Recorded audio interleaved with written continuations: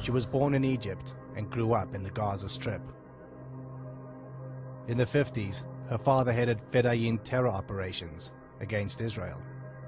Some people view the current situation with the Middle East as a clash of civilization. I think it's more than that, way more than that. I think it's an outright declaration of war from radical Islam on Western culture, on the Judeo-Christian culture, and we should know that. It's a declaration of war.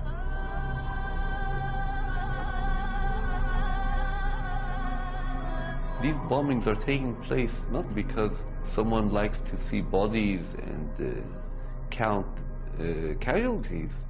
It's part of a campaign of jihad, holy war, to bring down the West, to undermine the very foundations of Christianity and Judaism.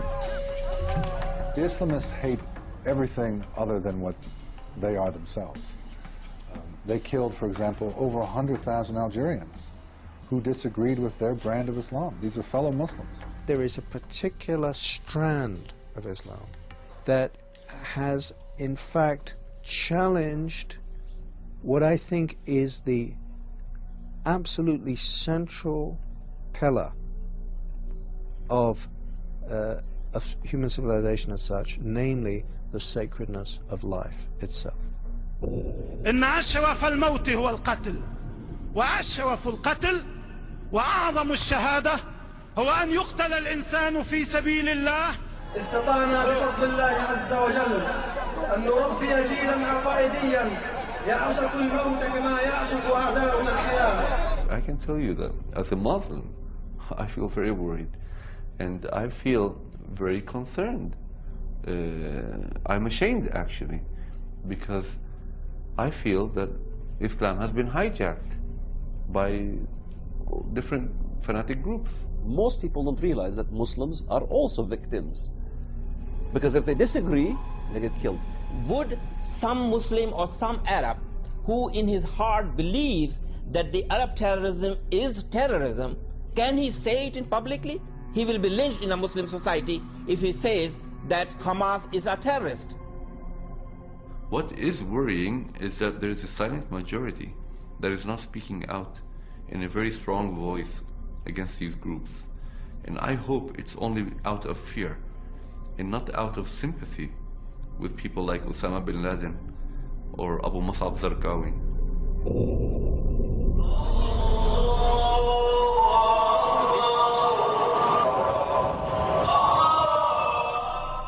The question then becomes, what percentage of the Islamic world supports jihad and could be considered radicals or Islamic fundamentalists? The Muslim world consists of more than 1 billion people, and it's very difficult to tell what percentage of this 1 billion supports Al-Qaeda or Zarqawi or other terrorist groups.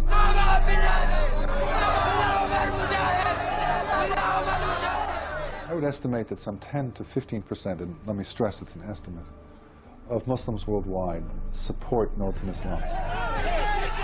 That is not to say that only 10 to 15% are anti-American or anti-Zionist. No, that's much larger.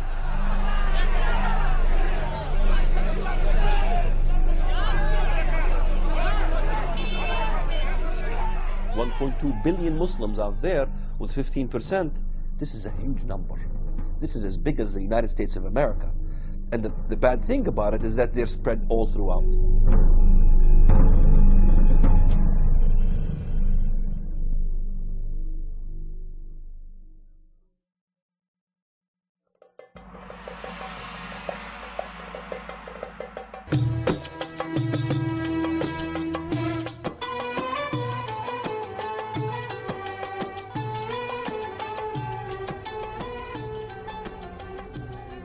Middle East, Islam is our identity, it's our political life, it's our social life, it's our life. As a child, I attended Gaza elementary schools.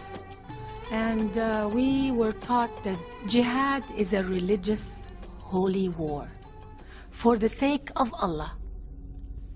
That's what it is, to conquer the world for Allah.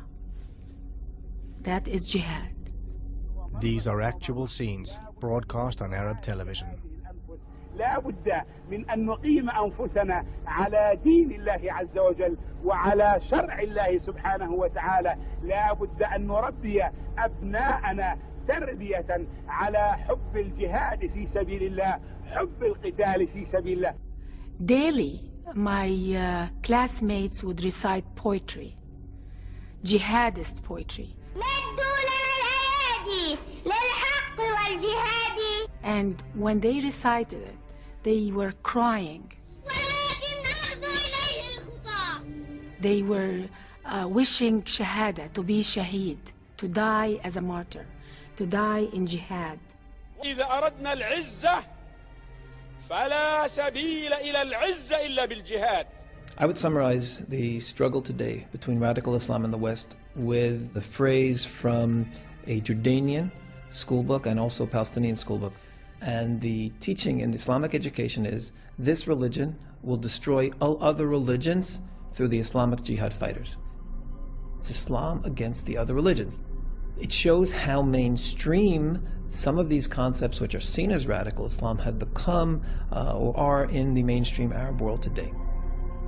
Radical Islamic proponents believe that the West has been engaged in a conspiracy to subjugate Islam. أما الولايات المتحدة الأمريكية بصراحة هي تريد طمس هويتنا الدينية. به جنگ مردم عراق اومدن علاوه بر اینکه به جنگ اسلام اصلا اومدن. امریکا هي العدو الاول للامه الاسلاميه لانها تخوض حربا ضد هذه الامه العربيه والاسلاميه. What they are saying is the United States is a threat, is a danger to them, is trying to dominate them, is trying to turn the whole world into America, and this is what they are telling their people they have to fight against. کشورهای دیگر عربی غیر عربی همه هدف اینا قرار میگیره. اینا جهان خاری را دارن دنبال میکنن. And therefore, it is obligatory of Muslims to strike back. الولايات المتحدة عدوة العرب والمسلمين والإنسانية وعلى كل إنسان بما يقدر ويستطيع أن يقاوم هذا العدو. The West needs to be defeated one way or another. بنابراین وظیفه هر مسلمان